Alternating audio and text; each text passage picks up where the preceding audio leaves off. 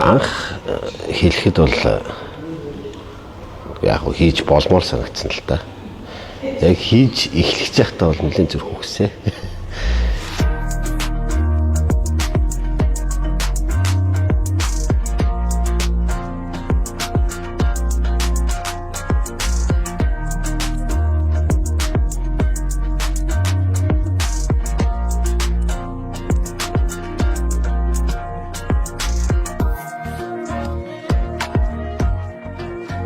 Анх энэ ажлыг яг надад хэлж захтал би ерөөсөө бодож байсан юм.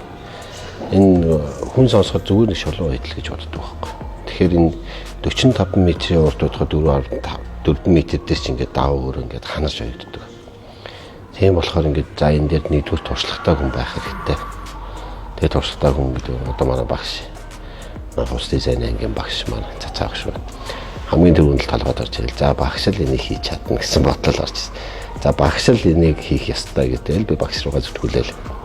Та яаж хийж байгаа тэгдэг гадаа явахаа бол энийг ямар ч үсэх хиймээр байна гэж бариад үзсэн. Манай монголчууд ч өөрсдөө ер нь бол дандаа тийм бэлэгдэлтэй ард юм л дээ. Бүх юмыг л бэлэгдэж бэлэгшээж ингээд ямар нэгэн байдлаа. Тэгээд яг утга учир юм бол бид нар ингээд гал тулгаа ихлэ зэгчээд гал болонтой бадраадаг та яг адилхан зарчмаар л ер нь гэдэг явж байгаа гэсэн үг та. Тэгээ гараараа хийж байгаа гэдэг ухтгунаар хаанаас нь эхэлж хийх ёстой, яах ёстой гэдэг тийм зарчим байдаг юм байна.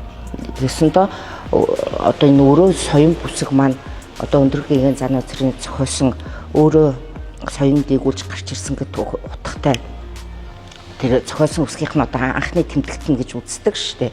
Тэгэнгүүт яадаг вэ гэхээр энэ дүрснүүд нь бол бүгдээр угтаг агуулгатай. Энэ агуулгынхаа хувьд хийх дараа л яаж явагдах вэ гэхээр зэрэг багнаа эхэлж өрнө. Багнаа өрнөө гэдэг чинь яадаг вэ гэхээр зэрэг айл гэрч бай.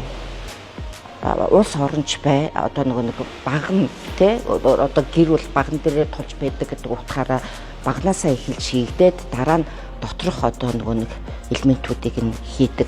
Тэгээ сүүлд нь нар сар хамгийн сүүлд нь галаа хийх юм байна.